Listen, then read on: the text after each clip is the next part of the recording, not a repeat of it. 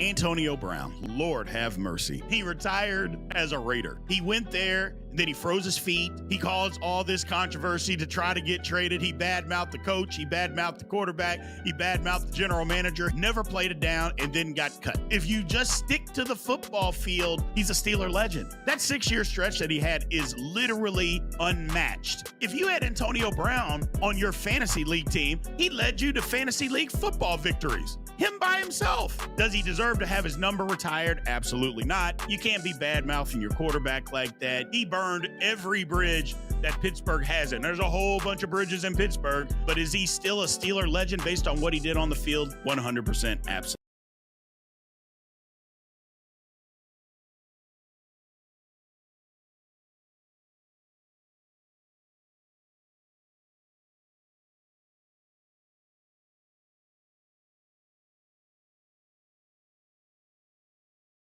Welcome to Big B Daily. No frauds allowed.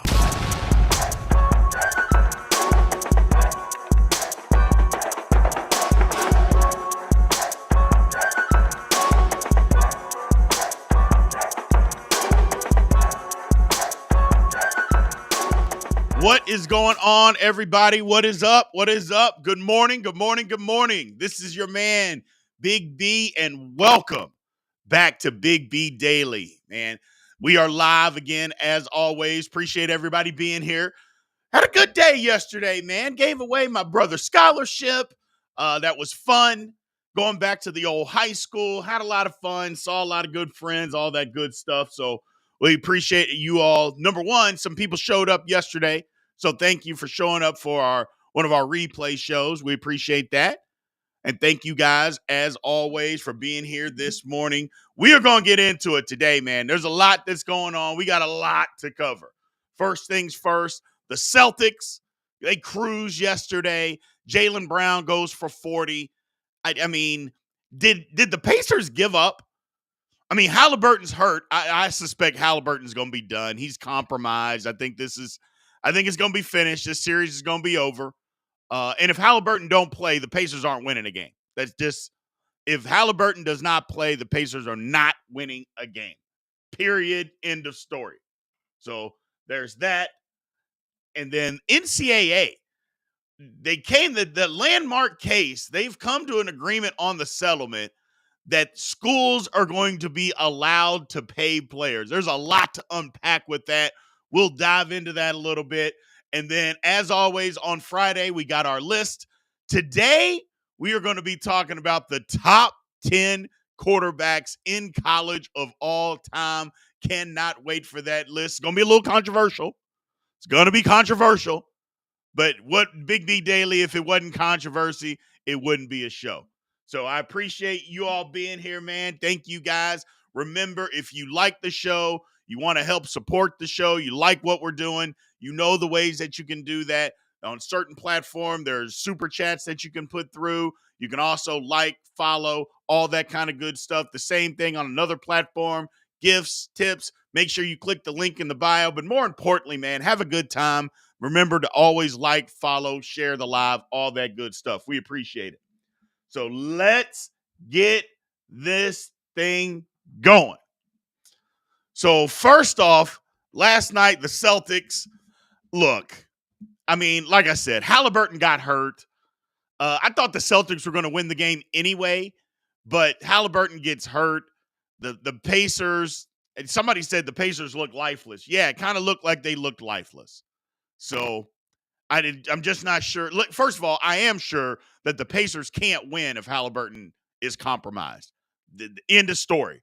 This series is over. You know, my thing last night, it looked like Rick Carlisle quit. Did it look like that to you guys? Did it look like he took the starters out way too early? And then the press conference made it even worse, saying, well, guys, we're tired. What do you mean, guys, we're tired? It was almost like saying, you know what? We're not going to fight today. They got us. We're going to come back and try to get this thing going at home. I just thought that was weak. That's not the normal Rick Carlisle that I know. Rick Carlisle is a fighter. That guy fights. And last night, it didn't look like he fought. It looked like he waved the white towel. And maybe he knows the same thing that what I'm saying is, yeah, we can't win. We can't beat them if Halliburton's not there. Let's rest up and try everything that we can do to try to win a game 3 at home, since we know that Halliburton's going to be compromised. Maybe that's his thinking. I don't think it's going to work, but we'll see. And even having said that, I say I don't think it's going to work. We know how the Celtics are. We know what the Celtics do. The Celtics are a team. They'll give you a game. You could be without 3 of your starters. The Celtics will give you a game. That's just who they are. You know, it's been at home in these playoffs, but they'll give you a game. But I was just surprised at that. Jaylen Brown goes berserk, 40 points. And the one thing, the Celtics didn't take their starters out. Hell, Jaylen Brown scored his last point, his 40th point. What was there, like a minute and a half to go in the game or something like that? So he didn't give up. So I like how he's playing right now. Somebody asked me, is Jaylen Brown the Celtics' best player? I still say no. I still say it's Tatum. But I will say Jaylen Brown is playing up to that big ass contract that he got. So good for him. You know, you're making all that money. You're supposed to be the best guy. So you're supposed to be the best guy. I like his comment because somebody asked him about not being all NBA, which Jaylen Brown wasn't all NBA this year. I think we all know that. But they're 2 games from getting back to the finals. So good for him.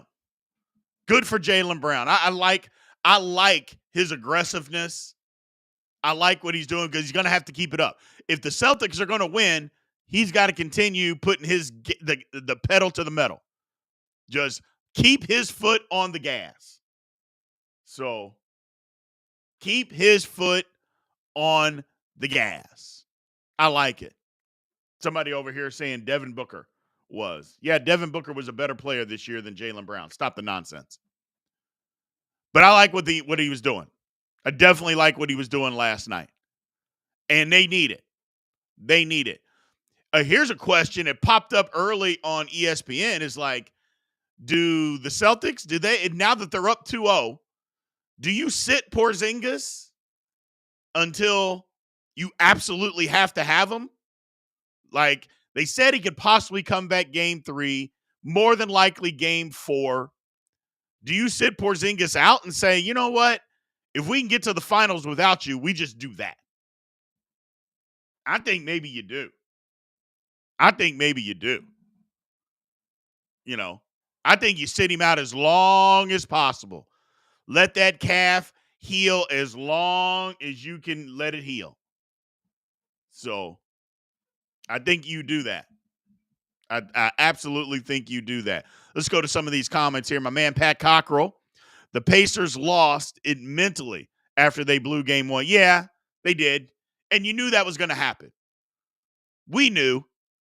People that have been watching basketball and paying attention to sports, we all know how this works. You got a game gift wrapped that you're about to steal and you give it away and then you lose? Oh, yeah, you're losing game 2. You're losing the very next game. So we knew that was going to happen. What makes it worse is Halliburton tweaking that hamstring again. That's what makes it worse. Is now he's compromised. I would not be surprised if he plays again in this series. Matter of fact, I would be surprised if he played again in this series.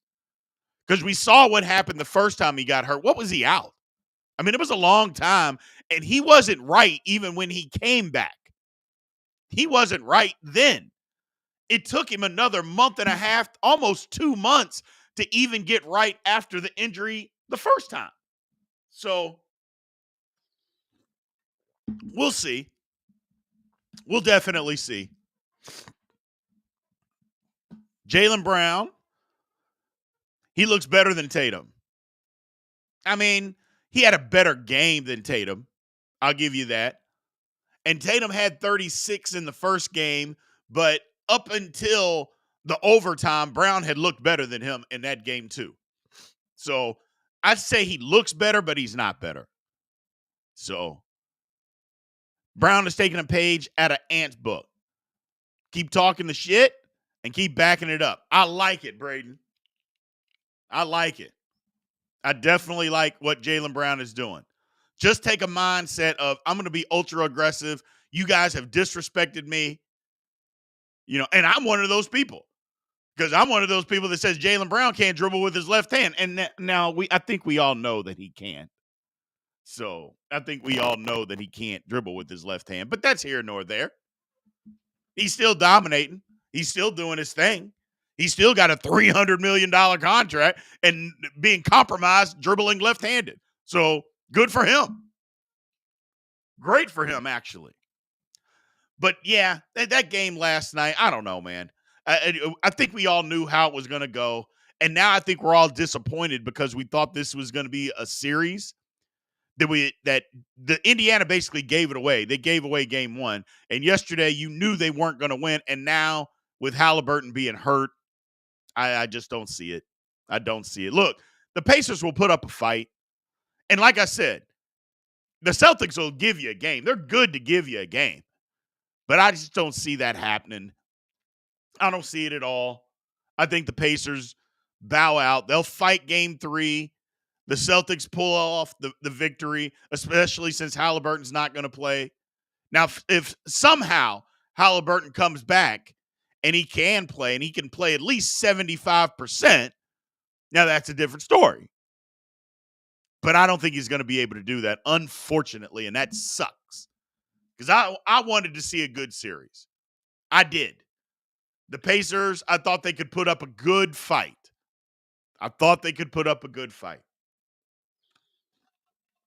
But it doesn't look like it's going to be that way.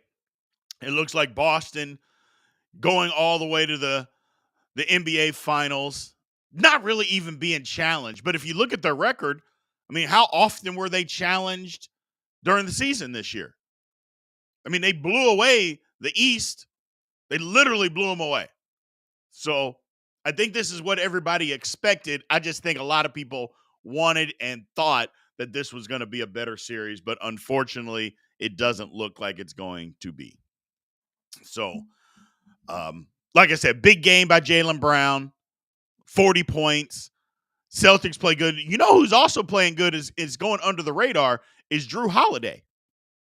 Jrue Holiday only missed one shot yesterday. He didn't take that many, but he only missed one shot, and he was red hot game 1. I think people underestimate how good Jrue Holiday is and how good he's been in these playoffs. But the first 2 games, he's played lights out. Played absolutely lights out.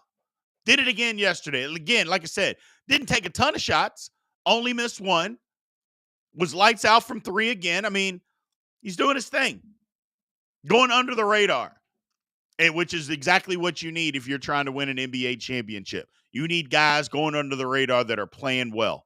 That would be Jrue Holiday for the Celtics. So let's move on, people. Let's move on. As a reminder, again, Big B Daily, 9 a.m. Central Time, live Monday through Friday. We appreciate everybody being here. Thank you. Again, you want to support the show, you know how to do it.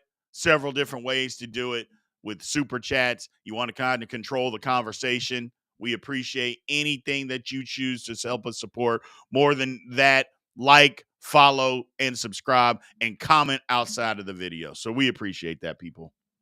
Let's move on.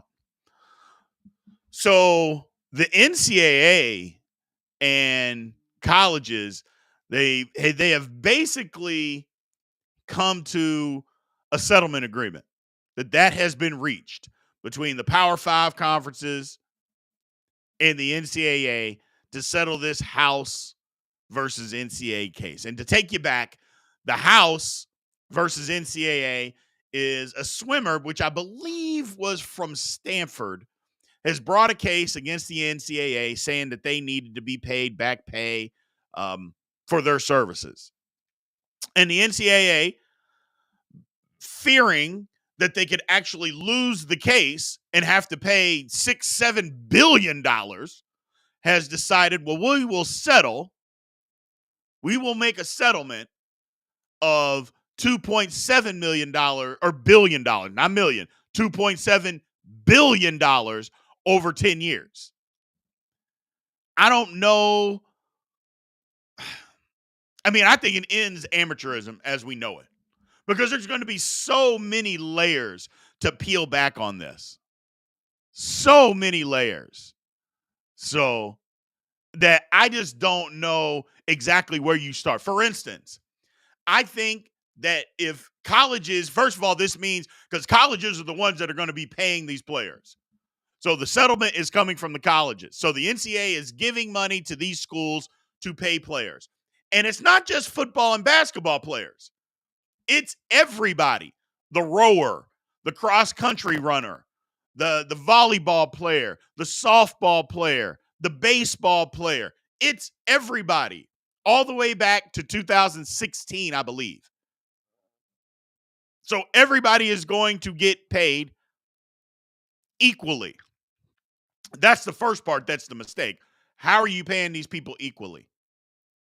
That doesn't even make sense to me.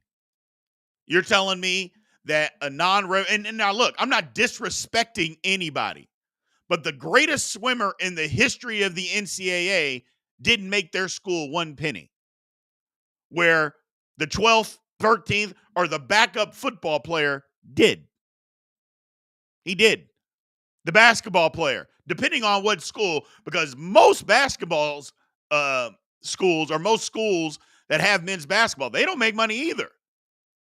Like, people go out of their way to try to say, well, look at North Carolina. Yeah, for every North Carolina or Kentucky or Kansas that are making a ton of money with their basketball program, there's also a Cal, a Boston College that aren't making any money. So that's the one thing to keep in mind. But to pay everybody equally, to me, is already insane. But are they going to be employees? I think they will. I think they're going to have to be. And again, this is separate from what we are talking about as far as NIL. This is totally separate stuff.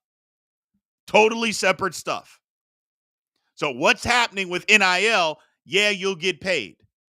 But what is we're talking about with this NCAA settlement and schools paying you is separate. Me and my buddy had this conversation before we came on this morning. It's a couple of good questions. Number one, will schools say, you know what? We're not going to pay you. We're going to keep our money, but your NIL money is going to match what we would have given you or be more than what we would have given you. So you don't have to worry about us paying you. We'll make sure you get enough through NIL to cover whatever we were going to pay you. That's number one. I don't think that's going to work, though, because an NIL deal, they just like we saw with Jaden Rashada, that fell through. Hey, the money wasn't there. Sorry, we can't pay you.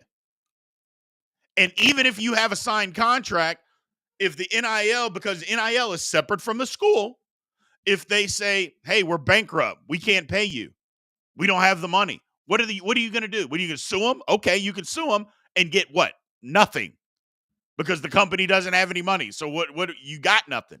So I don't think that's going to work. Number two, if they're employees, and this one I thought was real. This is a real thought here. What if kids say, you know what, I'm not going to go to school? You go, but what's the punishment? Like now, if a teacher who is an employee of the school doesn't show up to teach, what's the punishment? Well, more than likely, that teacher probably gets fired. Like if they just don't show up one day, just, I'm not going. Well, a kid just not going to class, what's the punishment? Can he be fined? Can you say, hey, we're taking your scholarship away? I think what's going to happen is the schools collectively are going to have to get together. They need to get a governing body and somebody in charge that's going to say, okay, they're employees. These are the rules. But And just like I had brought up in our conversation, there's going to be somebody out there, a school that says, no, don't worry about it. We'll handle it on ourselves or on our own. We'll deal with it, which will screw it up for everybody. That you can't have that. There's got to be rules. There's got to be rules. Look, if we're going to give you said $25,000 from the university, the contract states you have to go to school.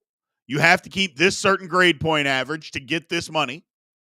Put it all in there. But that's the problem. There's going to be schools out there that say, no, don't worry about that. Let us deal with it. Let us handle it. We'll deal with it ourselves. Versus coming together, working together to understand, hey, guys, look, this could bankrupt some people. There's going to be some schools that don't care about that. A lot of those are in the SEC. They don't care about anybody else. But if we come together, we can make this thing work. But I just don't know. I think it is a crazy case. I think amateur athletics is pretty much going to be gone. They're going to probably require kids to go to school, but if you're paying them, if the school's paying them, whew. But you make them sign contracts. I think that's the way to go with all of this. Make them sign contracts, give them money. And again, the money that they were getting from NIL was ridiculous anyway, but that's all separate. Has nothing to do with the school. Nothing to do with the school. This could just be extra money. Hey, we're not giving you, $400,000 a year. No, we're going to give you this. Oh, by the way, you have to stay here 3 years to be able to get this money. That's another way that you can stop this transfer portal stuff. You make them sign a 2-3 year contract. Hey, yes, you can come here, but you got to sign a contract. And they wouldn't be able to fight it in court this way because you've signed a contract. We're paying you based on this. Where it's always been the fight of the transfer portal is antitrust laws. You get beat because you're keeping me from going to make money. Well, we're not keeping you from making money. We're just saying if you want to get paid by us, you have to abide by this contract. We will pay you based on these terms. So, yeah, we'll give you $100,000 over 3 years. But you got to stay here all 3 years. That'll put a stop to all this transfer stuff. I mean, people were looking for ways to stop it. This is the way that you can stop it. And then all the schools have to be in line with that. You have to have a governing body. Maybe this gives the NCAA some more power back. Who knows? If the colleges come together and then say, okay, NCAA, we want you to govern this, but oh, by the way, you got to start making some sense out of this governing body. That's number one. But we'll allow you to govern it. We want you to govern it this way. Stop the nonsense that you've been doing for years and put these things in place. I like that idea. We'll see. We'll see. But I like that idea. So, in the end, it all benefits the Big Ten, the SEC, says Pat Cockrell. No, not in this case, Pat. No, it doesn't. No, it doesn't. There's other schools. First of all, again, this is paying all athletes. This just doesn't benefit the Big Ten and the SEC. That's money, media money outside. This doesn't have anything to do with that. So, and no, those schools can't afford to pay all their athletes. No, they can't. No. Are you kidding me? You think it's not just Vanderbilt. They can't afford to pay all their athletes this money. Do you think they want to lose that kind of money? No, they don't. They don't. Not all. Not even in the slightest. Now they've got to give this big piece of the pie. It doesn't benefit them. It doesn't benefit them. The one thing is, Pat, and I know you're a big Texas Tech fan, and I love you for it, you got to get out of the woe is me attitude. You got to get out of the attitude that, oh, woe is me. Look, Kansas State fans have been that way for years, and I have been screaming at the top of my lungs at them every chance I get. Stop playing the victim, woe is me. We can't compete. We don't have the same amount of money. That the bull nonsense. Stop it. And I'll tell you the same thing, my man. You got to stop that. You can compete. All you got to do is get a good coach in there at whatever sport you're talking about that knows what he's doing. I've seen it happen firsthand. That's all. That's all. I'm not saying other schools don't have more advantages, but that's life. Life, there's people that have more advantages, man. So it's always been that way. So, but we'll see. We'll see. We'll find out. We will find out.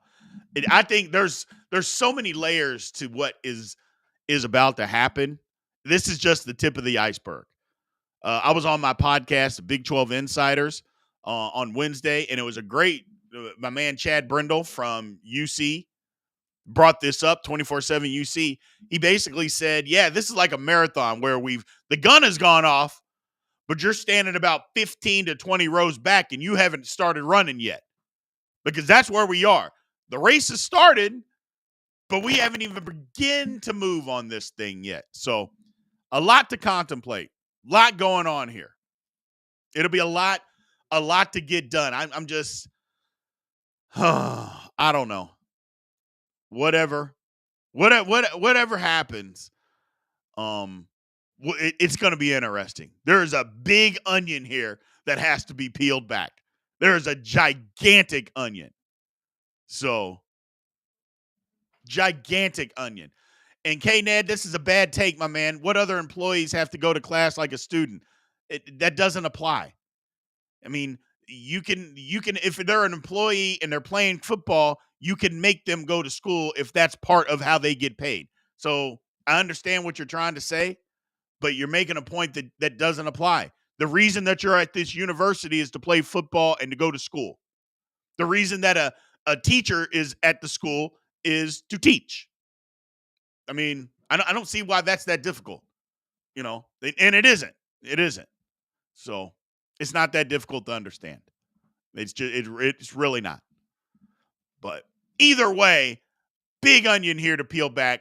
We're gonna have to figure this thing out. I don't know what's gonna happen. I don't even pretend like I know what's gonna happen. But I'm here for it. I'm here for it. So we'll find out. We'll find out. It's ugly, but you know what? We're here. Nobody wanted to believe that we were going to get here. I was one of those people. But you know what? You can't fight it forever. You can't fight it forever. And we are here. So what are you going to do? What are you going to do? But either way, let's move on, people. Let's move on. Again, as always, Big B Daily, Monday through Friday, 9 a.m. Central Time. I'm on a certain platform. I'm looking right at you. If you want to come over and don't want to get frozen up on, make sure you just click the link in the bio. There's a live link that you can come on over and you won't get frozen up on. I appreciate you doing that. If you're wanting to continue to watch and be a part of the show, make sure you do that. So let's move on. So, it's Friday, and Friday we've come up with our top 10 list. We were doing top 5. We're doing top 10 lists now. Today, the top 10 college quarterbacks of all time. Who are the top 10 quarterbacks of all time? It's a good list. It could be a controversial list, but it's still a good list. I like it. I like what the dynamics of it. A lot of recency bias. There's a lot of recency bias, but we'll go through it. We will go through it. Starting from number 10 up to number 1. First off, number 10, Steve Air McNair out of Alcorn State. Now, there's going to be some people that don't know who this is. I understand. You're younger. You don't know who McNair was. He went to Alcorn State. The man threw for over 15,000 yards, rushed for over 2,000 yards in his career, playing at the 1AA level. That's what it was called at the time. Now it's called the FCS level. Alcorn State. I think one year they went to the FCS, because it's HBCU and they don't usually participate at the time, the 1AA playoffs. I think they did 1 year. They competed in the playoffs. He finished third in the Heisman. Should have won it, in my opinion, over Salam, God rest his soul, and over Kanjana Carter. I think he should have won it. He was the best player. There was no doubt in my mind. But I love Steve McNair. I love this conversation. Either way, Steve McNair, number 10. Number 9, we're taking this one way back. Roger Staubach out of the Naval Academy. Now, he didn't have the crazy, gaudy numbers because that's not what guys did back in those days, but he was a leader. He led Navy basically to the number 2 ranking, and this was about the time that things started to turn where the Naval Academy couldn't compete anymore at the highest levels. This is when that started to change and turn over. He was like one of the last teams, and they weren't even really good, but they had him, which made them good. He won the Heisman in 1963. He was the original scrambling, do-it-all quarterback, in my opinion. Now, there could have been some other guys, and I'm sure people will come up with other names, but even with those other names, back in this time, were they as good as Roger Staubach? I think not. Number 9, Roger Staubach out of the Naval Academy. Number 8, Peyton Manning. Woo! Some people are like, Peyton Manning, way down the list. Hey, we're talking college football. And in college football, there were other guys, but now Peyton was good. He threw for 11,000 yards, 89 touchdowns. He was very, very good. But he didn't win a Heisman. And I was in college at the time when he didn't win the Heisman. And everybody just kind of thought, okay, they're going to give it to Peyton for coming back for his senior year. But if you paid attention to college football, and of course at the time I was paying attention because I was in it, he wasn't the best player. It was Charles Woodson. Charles Woodson was the best player. And that's one of the last times that they actually gave it to the best player in college football. Because Charles Woodson didn't have crazy stats. He didn't have, all these gaudy receiving numbers and didn't have 10 picks. He was just literally the best football player on the field every Saturday. And that's who they gave the Heisman to. Either way, Peyton Manning was still great as a college quarterback. He's number 8 on our list. Number 7, Lamar Jackson. Now, look, Lamar won the Heisman in 2016, but if you paid attention to college football, his 2017 season was actually better. But, and this kind of will go into who comes in on the number 6 level, or number 6 on the list. But yeah, his 2017 season was a better season than the year that he won the Heisman. But Lamar Jackson basically won this Heisman in September. But he had the gaudy numbers, 5,100 total yards with 51 touchdowns. He was electric. He's incredible. Lamar Jackson. And that's why he's on the list, in my opinion. It's not just because he had 1 year. And let me make this clear, and I should have done this from the beginning. This is not hey, it's just because of 1 year. Now, there might be a guy or two on this list that did only play 1 year, but Lamar's on this list because collectively as a whole over his whole career. So this is not hey, you had the best season of all time. This is, hey, you had the best career. And not to mention, other than Jair Alexander, who played cornerback, by the way, who else was on Lamar Jackson's team that we even know? Like, can you name another guy? Like, who else is on his team? Like I said, Jair Alexander is a very good cornerback. But other than that, if you're not a Louisville fan, you have no idea who was on that football team. Lamar Jackson, number 7. Number 6, Deshaun Watson. arguably should have won the Heisman Trophy in 2016 over Lamar Jackson. One of the greatest college football games that I ever saw was between Louisville and Clemson in Clemson. The game went down to the wire. Lamar Jackson made a pass to a receiver that just ran out of bounds. Don't get me started on that. James damn quick. But Deshaun Watson was incredible in college. Not to mention, he's the only quarterback in Alabama's heyday to beat him twice. Deshaun Watson did that. Well, a lot of people, like I said, thinks he should have won the Heisman Trophy in 2016. But as far as college quarterbacking is concerned, there weren't too many better than Deshaun Watson. Not too many better. Number 5, Joe Burrow. Now, the first thing people are going to say, "Oh, B, this list is mid. This list is garbage. What are you talking about?" Joe Burrow had the greatest season of all time. I'm not even denying that. But what I am saying is the year before, Joe Burrow is, again, what you said, the list was mid. Joe Burrow was mid at best the season before. And I think him having the greatest season in college football history, in my opinion, balances out the year before. Because remember, before that, he couldn't get on the field at Ohio State. Couldn't get on the field. And then the year that he did get on the field at LSU, it was average. It was average. At best, it was average. And then the next year, it all clicked. 60 touchdown passes? What? We just talked about Peyton Manning had 89 for his career. Joe Burrow had 60 in a season. Incredible. Incredible. And to me, that puts him number 5 on this list. Number 4, Baker Mayfield. Now, Baker Mayfield never won a title. I 100% understand that. But you can't tell me that this guy that was a former walk-on that threw for over 14,000 yards, won a Heisman, 131 touchdowns. I'm sorry, people. You can think what you want about him in the pros.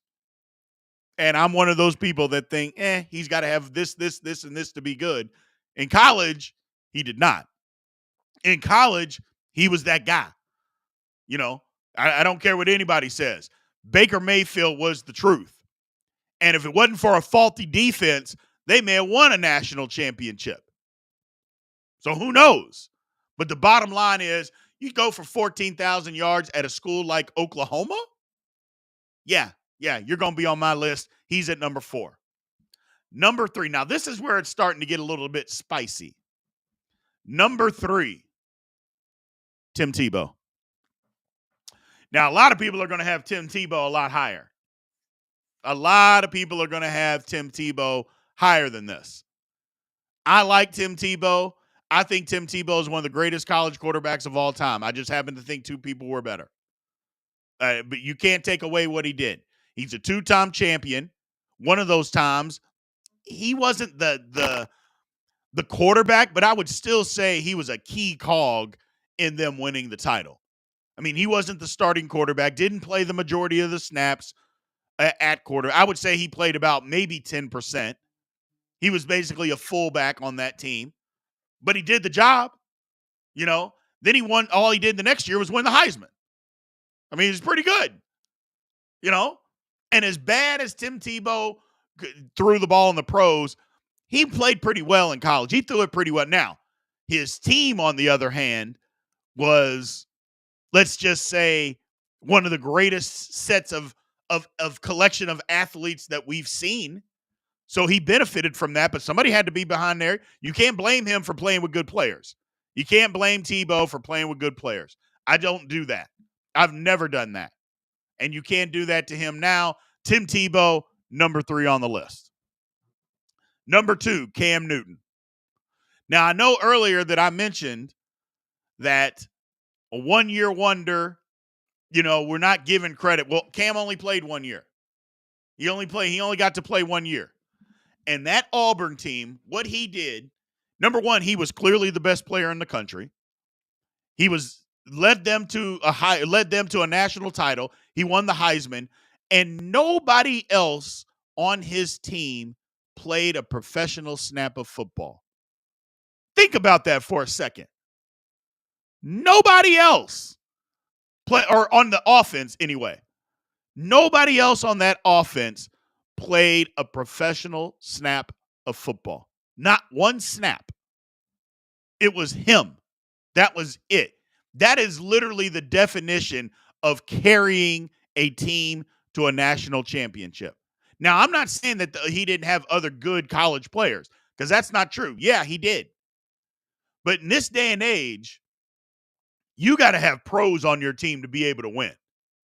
You got to have pros. You can't just be, okay, we got a bunch of good college players. Nobody has a chance to play at the next level and still be considered one of the best teams. So, yeah, no. Cam Newton was that guy. He was incredible. And again, yes, I understand it was 1 year, but for me, that 1 year was so great based on what he had to do and how much of a burden he had to carry. I like it. I like it. Give it to Cam, number 2. And number 1 on this list is Vince Young. Number 1, I think he played in the greatest college football game that I've ever seen in my life. That's number 1. He led his team to a victory. In my opinion, he got robbed of the Heisman. Yes, I know Reggie Bush was incredible, and I'm not taking it away from Reggie Bush. But I think Vince Young was just better. Again, he didn't have a ton of talent on his offense. He had a couple of linemen, but he didn't have a ton of talent on his offense. It was Vince Young making the plays. Vince Young making the plays. And he did it over his entire career. He did it for his entire career. You can say what you want about pro careers. That's not what we're talking about. We're talking about just college. And to me, Vince Young is that guy. He is the number 1 quarterback of all time. Let's break this list down. Number 10, Steve McNair. Number 9, Roger Staubach. Number 8, Peyton Manning. 7, Lamar Jackson. 6, Deshaun Watson. Number 5, we didn't go. Yeah, we did go over Peyton Manning. 7, Lamar Jackson. Number 6, Deshaun Watson. Number 5, Joe Burrow. Number 4, Baker Mayfield. 3, Tim Tebow. Number 2, Cam Newton. And the number 1 college quarterback of all time, Vince Young. Change my mind, people. Q&A section has started.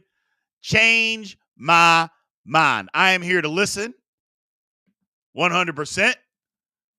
So let's see what we got. Somebody says, what about Marino? Marino was great. I think these guys were better. I think Marino was a better pro than he was in college. And that doesn't mean he wasn't good in college. But I got Marino as a better pro. Better pro.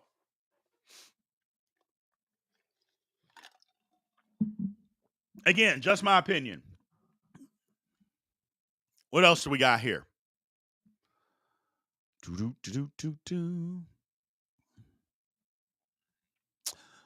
Love your list.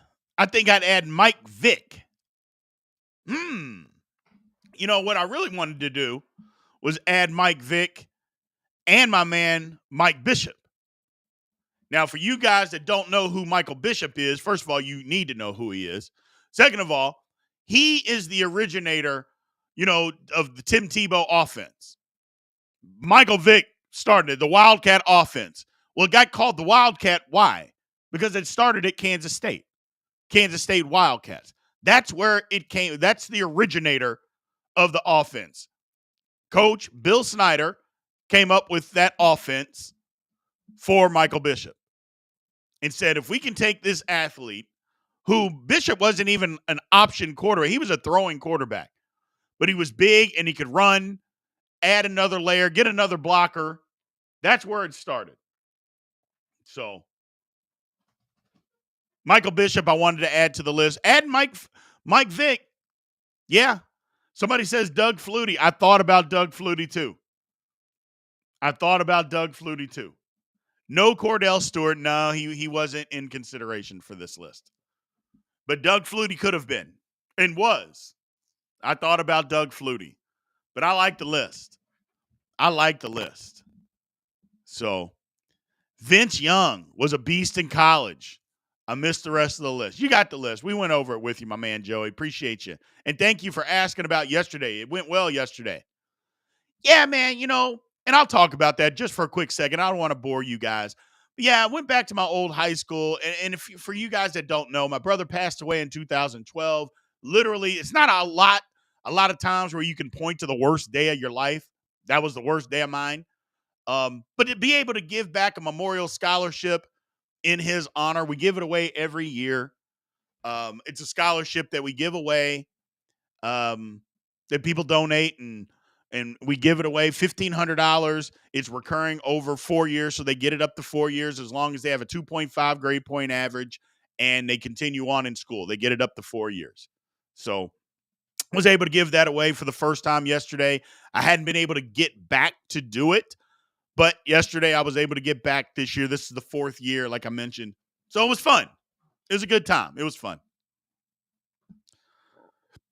Let's see. No, Case Keenum.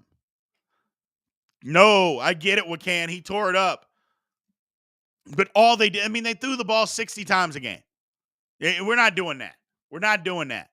Next thing you're going to tell me that all those quarterbacks from what was it, Cole Brennan from Hawaii, all those guys. No. Just because you throw the ball 70 times a game, that doesn't mean that you are one of the best quarterbacks of all time. David Klingler, Andre Ware, no. I'm not buying it. No Vinny Testaverde. Lord have mercy. No. Now, Marino, I had thoughts about putting in, but Marino, I think, was a better quarterback in the pros than he was in college. So that's what I believe. No Johnny Football. Johnny Football had a great season. That was it. The next year, he wasn't very good. That's what I'm saying. And I know what you're going to say. Well, come on, B. You put Joe Burrow in there. Did Johnny Manziel have the greatest season that a quarterback's ever had? No. And we're talking about impact. That's different. We're just saying who's the top 10 college quarterbacks of all time. Johnny Manziel's not in that conversation. That doesn't mean he wasn't great in college. That just means he wasn't in the top 10. A lot of quarterbacks had played. For instance, who would you rather have on your team, depending on your quarterback? Tommy Frazier or Johnny Manziel? Because I can tell you right now, if I'm Nebraska, there isn't a better quarterback in the history of that school than Tommy Frazier. Period. End of story. For what they did, give me Tommy Frazier all day long. So, there you go, K-Ned. MB7 is number 11 on your list. You're daggone right. Number 7 on my list, number 1 in the heart. You're daggone right.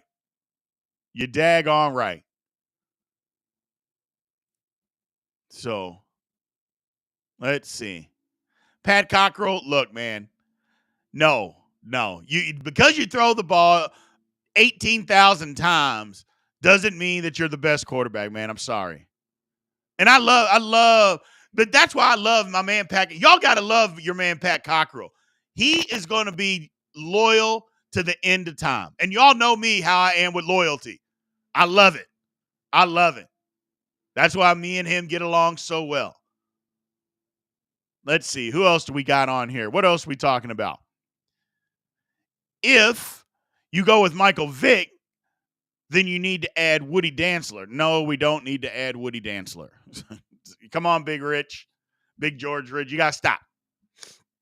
Woody Dantzler was a fine quarterback. But 2 other quarterbacks that played, at least 2, probably 3 other quarterbacks that played at his school were better than him. Deshaun Watson, Taj Boyd, and Trevor Lawrence. All better than Woody Dantzler. So Woody Dantzler has no business being on this list. None whatsoever. And Michael Vick has an argument. Woody Dantzler has no argument. Not even close to an argument. So, there you go. Educate, educate, educate. See that? Personal growth, people. Personal growth. I'm trying. So, let's see.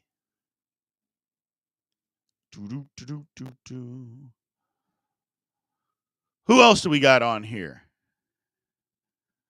My man Joey. Remember Andre Ware? No. Yeah, I remember him.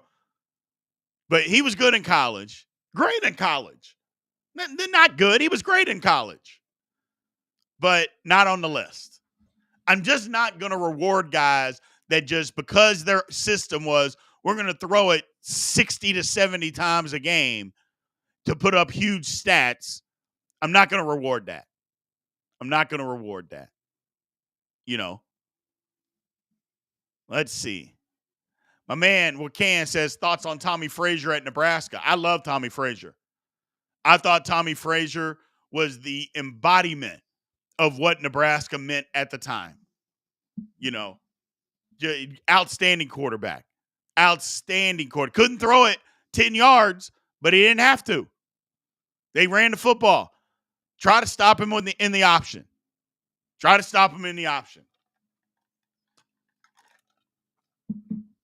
Good for him. I was a big Tommy Frazier fan. So, now, K-Ned, look, you got to stop, man. There's no reason or way in the world. Johnny Manziel absolutely deserved to be the Heisman winner. Look, I get the K-State fandom. I'm right there with you. But you can't tell me that if Colin Klein switched his stats with Johnny Manziel, that you would be screaming that Johnny Manziel, because he was on a 12-1 team, should have won the Heisman. You wouldn't be saying that. You know it, and I know it. So you got to stop. I know K-State fans are bent out of shape about it, but I said it at the time, and I'll say it now. His stats made him the Heisman winner. Period. End of story. Not to mention he had the biggest win in college football that year at Alabama. Who's doing that? He did. So, let's see. Where is Matt Leinart on the list? Matt got the benefit of playing with a lot of great players, which, again, nothing wrong with playing with a lot of great players. I just don't think he was as good as these other guys. You know, I mean, you look at the quarterbacks that are on this list, and let me ask this question to you guys, because this is a good question.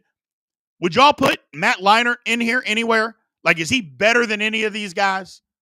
My answer is no. And you guys the Goon Squad, you guys are always very sensible for the most part.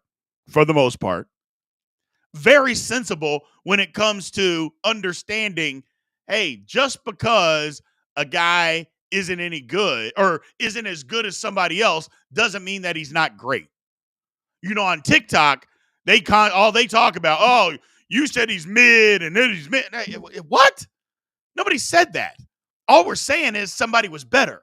Just because somebody's better, that doesn't mean you weren't great. You know, for instance, Steve McNair is number 10 on this list. He wasn't as good as 9 other guys, in my opinion. That doesn't mean that Steve McNair wasn't great. There can be more than one great person. So, I'm glad you, as the Goon Squad, you guys understand that for the most part. So, let's see. What else we got? Ty Detmer. No way, no chance. Ty Detmer, Matt Leinart. No way, no chance. Not in my top 10. So, let's see.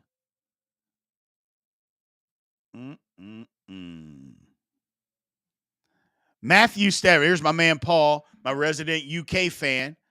It's funny that me and him, we shouldn't like each other, but we respect each other. Matt Stafford. Matt Stafford was pretty damn good in college, wasn't he, at Georgia? He was pretty damn good at Georgia. But that was before the Georgia that we know and love right now. That was the Mark Richt Georgia that couldn't win the big game. Had all the talent in the world.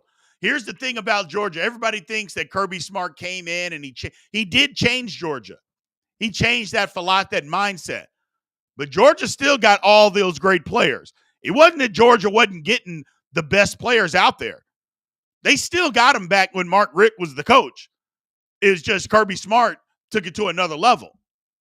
Yeah, Georgia still had a roster full of NFL guys back then. It was just different mindset, better coach.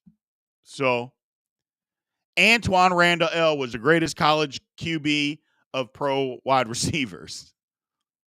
Julian Edelman? No, you're probably right about this one. Randall L. was incredible at Indiana. Absolutely incredible. Just incredible. Again, had nobody on his team because Indiana was awful. Any game that they won was because of him.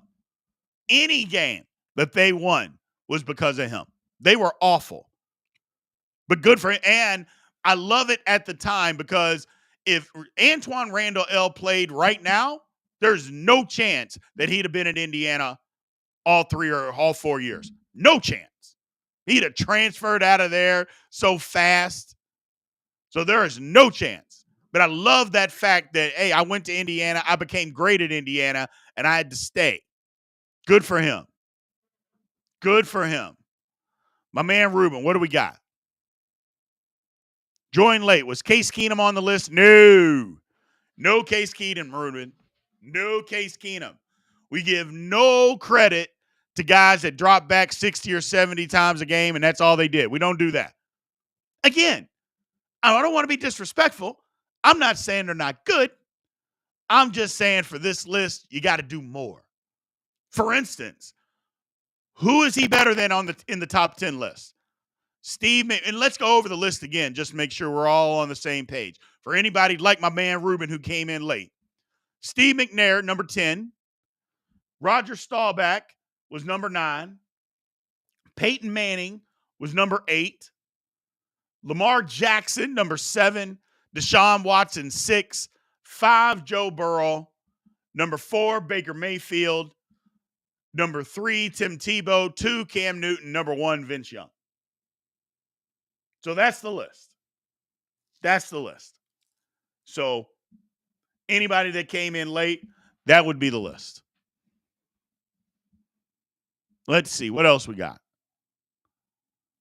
No Carson and Mark Sanchez. No, Joey, no. So Carson and Sanchez were better than Matt on USC. Absolutely. I don't know about Mark Sanchez. Mark Sanchez wasn't better than Matt Leinart, but Carson Palmer was for sure. Carson Palmer absolutely was. But Mark Sanchez wasn't. No. So.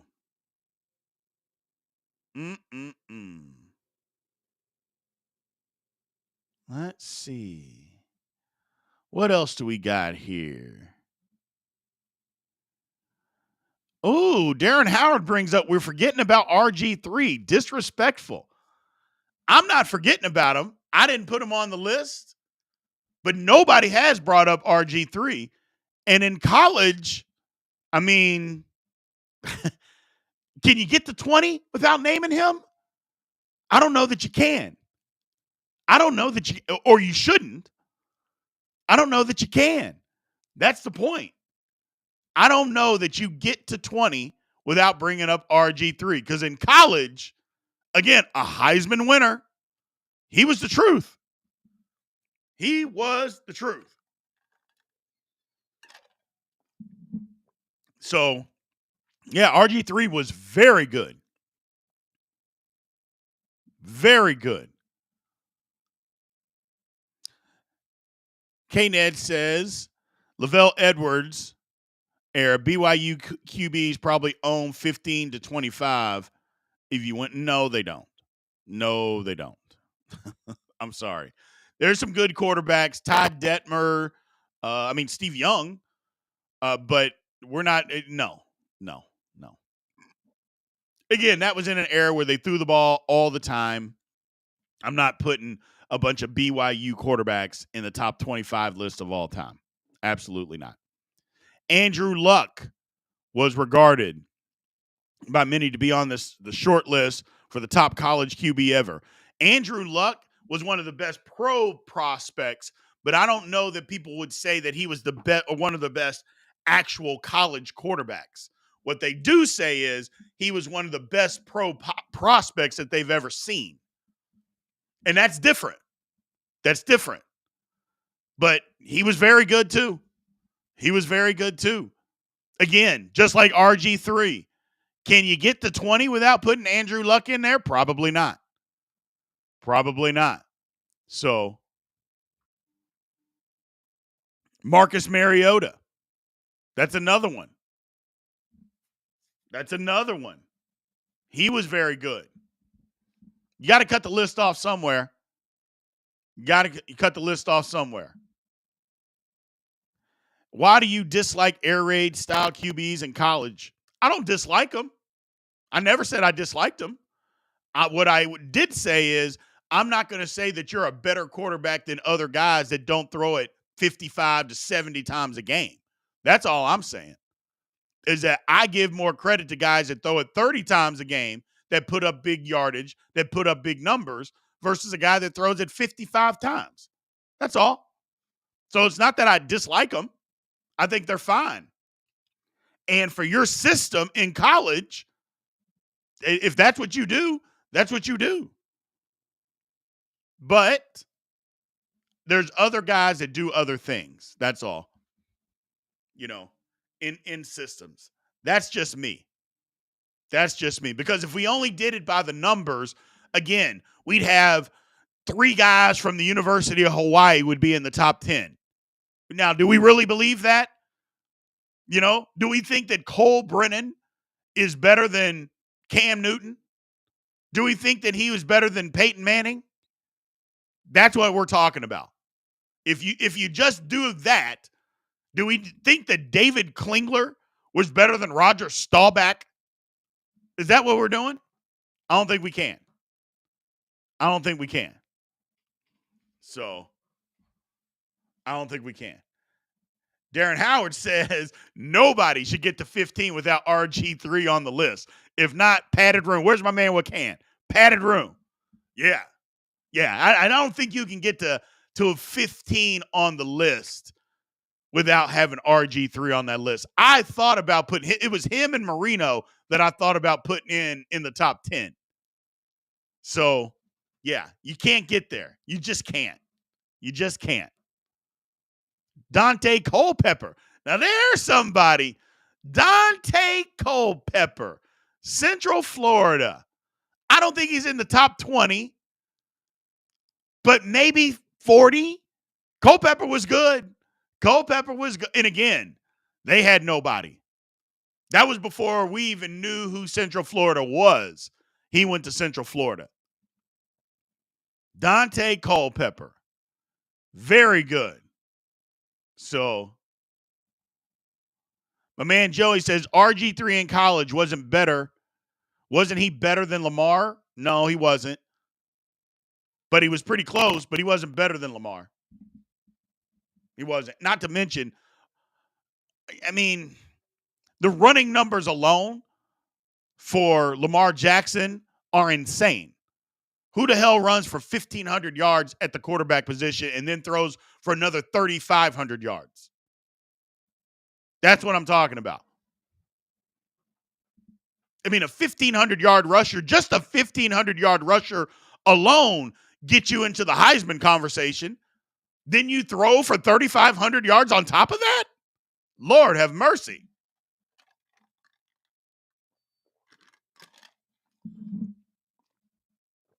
Let's see. Yeah, that Dante Culpepper.